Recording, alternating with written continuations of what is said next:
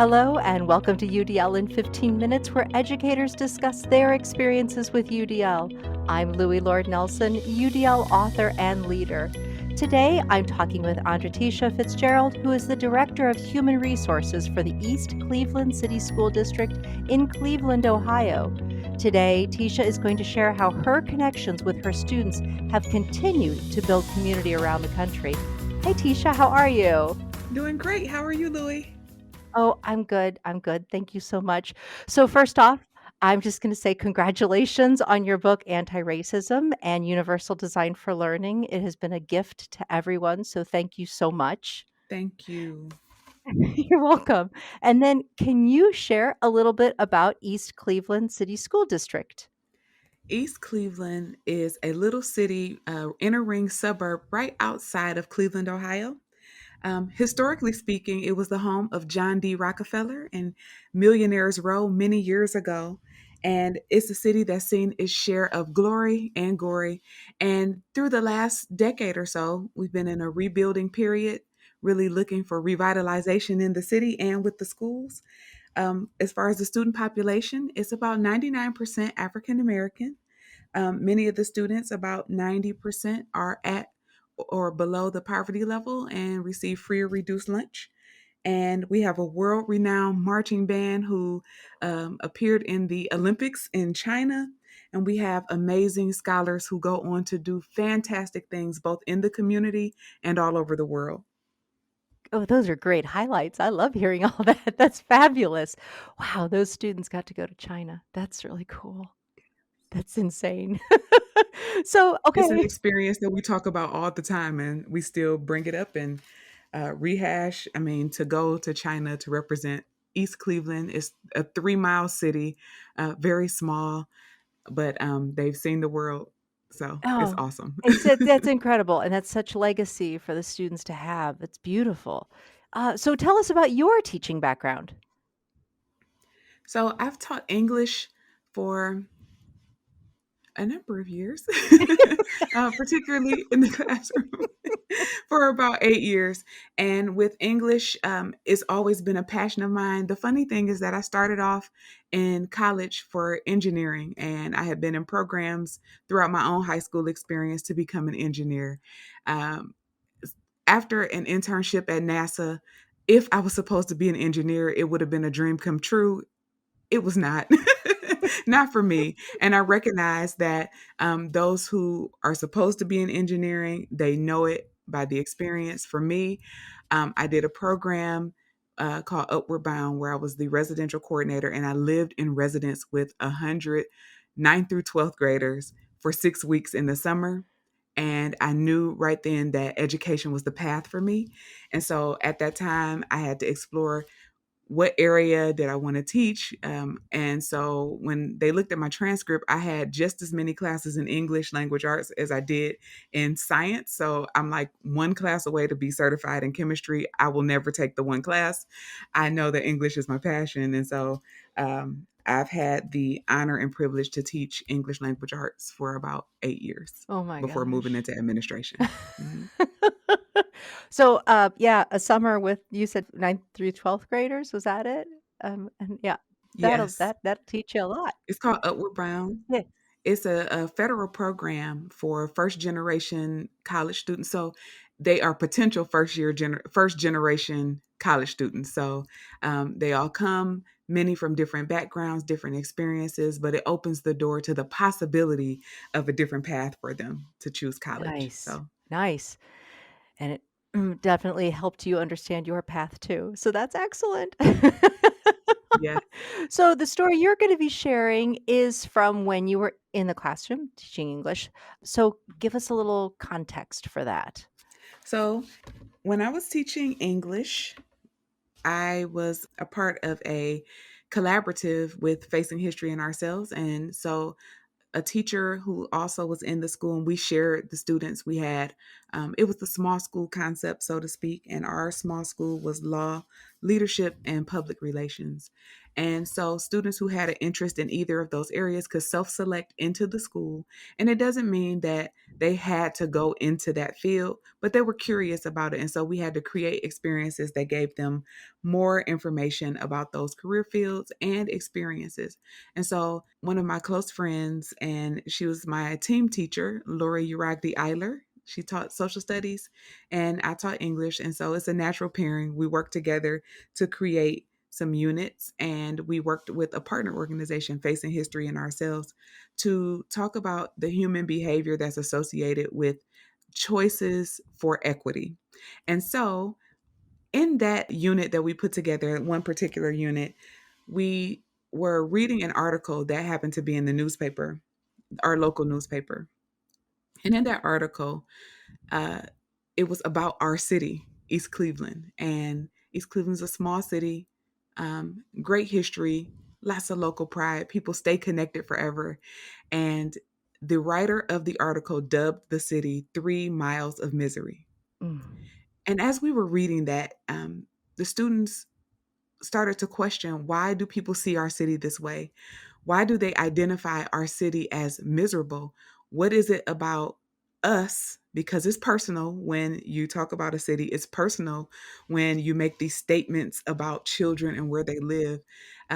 Why is it that we are seen this way? And then the question quickly turned into, what can we do about it? And so at the end of our Facing History cycle that we were going through, there is an option called choosing to participate. And so every learner on our team chose an issue, a problem, something that they saw in their city. And so they identified the problem, maybe a couple of problems that were overlapping. And they took the time to think about, okay, here's the problem that I would like to focus on, or here's the issue that I am going to raise. And then they decided that they wanted to do a letter writing campaign. And with this decision, we were able to, and thinking about the UDL framework, and you think about recruiting interest, they identify an issue that was important to them. For some of them, it was potholes on certain streets. For some, it was street lights. For some, it was gang violence. For some, it was lunch choices in the cafeteria. Whatever it was something that was important to them. And so when you think about the individual choice and autonomy, it automatically minimizes threats when the choice is your own. And so every student chose, and we did not deny any idea. Of course, we had conversations to refine them, because the next step was to then identify who in the world, not just in our city, not just in our sphere of influence, but who in the world could do something about the issue, could bring about change in any way, shape, or form. And so as a teacher, and any teacher will understand this fear when your students identify the school board president as the person that they're going to write to, or the superintendent, or the state superintendent, or the president of the United States. So, what was a great idea at the onset that I was cheering on quickly turned into, is this going to cost me my job? Worth the risk, worth the risk every time. And so they took on this task of reaching out all over the world to different entities who they felt could make a difference about their issue. And so they wrote these letters. And the funny thing is that as an English teacher, of course, um, in other methods of teaching, I always had to push them to check for grammar and mechanics. But because the audience was authentic, they wanted to send out the best product possible. They took such pride in crafting these letters that would reach the audience. They weren't sure if the person would actually open them or read them, or if the eyes they intended were the ones that they would actually reach. But what I found was that there was such ownership, such an urgency. They made deadlines for themselves. They were motivated to complete the assignment because the assignment was for more than just my eyes. And so as we paused and poured over every letter, they had not only my team teacher and I, but they went to different individuals in the school. They went to other teachers. They went to other students. They went to, senior class members. They went to people in their community. They went to their parents and brought them into this. They said, I am going to do something about fill in the blank. And they chose their words carefully. They crafted these projects in ways that there was a light bulb that came on for them, but also for me as a learner to see what makes them tick, what works for them. And when they can shape society and make a difference to maybe a writer who would never even read their words, the one who dubbed the city 3 Miles of Misery, it was just so beautiful to see that light come on. So they wrote the letters, they gave each other feedback, and then the moment of truth was when we put them in the envelopes and stamped them and sent them out to the world. I was terrified and excited all at the same time, and so were they. And I just remember one of my students, Travis, saying, they better write back. And I told them, as we were going through the project and working on the assignment, there's no guarantee that who you want to receive it will receive it. Maybe someone else will. You may get a response, you may not. And then we began to talk about, well, what will happen if you do get a response? What happens when your words are taken seriously? And when we talk about the power of voice, the most energy that we can put behind the power of the voice, or the way that we can honor the voice most, is to release their voices to the world. Maybe it's through a blog, Mhm. maybe it's through a letter writing campaign, maybe it's through a video, but to take the four walls of the classroom, or even the virtual classroom, the four box walls of Zoom, maybe, take those off and release their brilliance to the world. And I have not been so proud as a teacher as I was for that project. And the magic happened. Maybe 2 weeks after we released the letters, we started to get the responses. They made the decision that they would open their letters in class. So when the letters would come to the school, we would bring them into the classroom. They would sit and wait for the learners for that period to come together, and they would read their letters out loud. And I was so amazed at who responded and who didn't. So uh, we had letters from Tavis Smiley, who is an activist and a, um, Ah, a TV personality.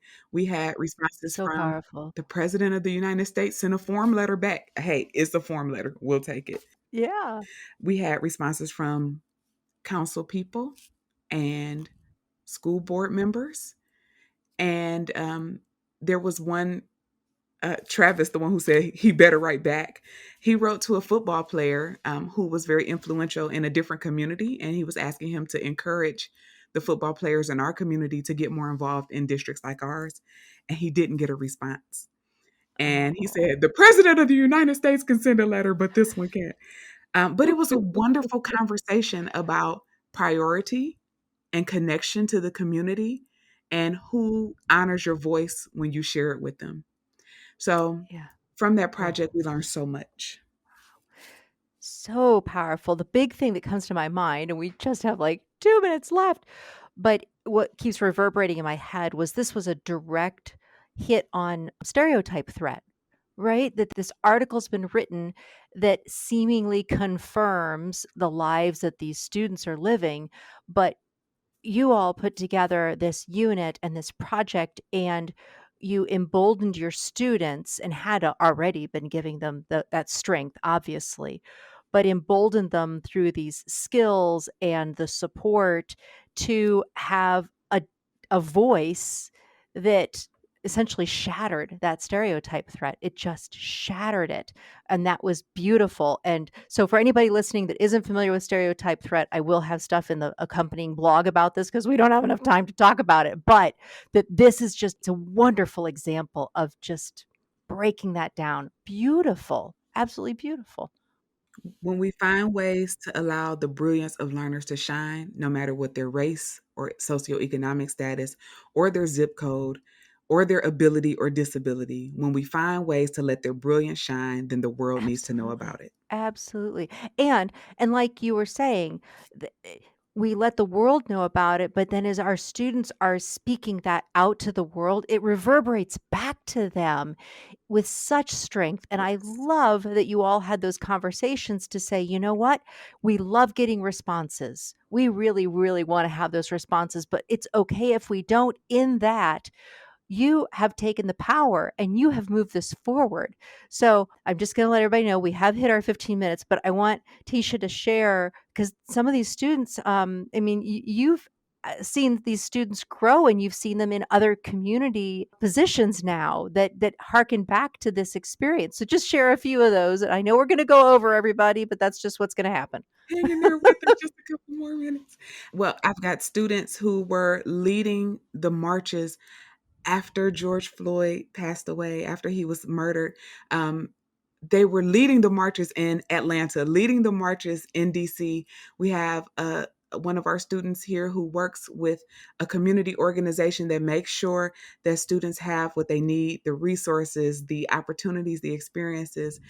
We have many of our students who have gone on to become lawyers who fight for civil rights every day, and one who works with a local organization for women's rights, particularly women's reproductive rights. So from that experience to find a way to that their voice mattered, number one, that Yes. when you speak, your voice will be heard, and that there's a way that you can craft your message that will make people aware of inequities and do something about them. And I'm still watching them. I'm still amazed. I'm still awestruck. They are growing every single day and they are changing the world.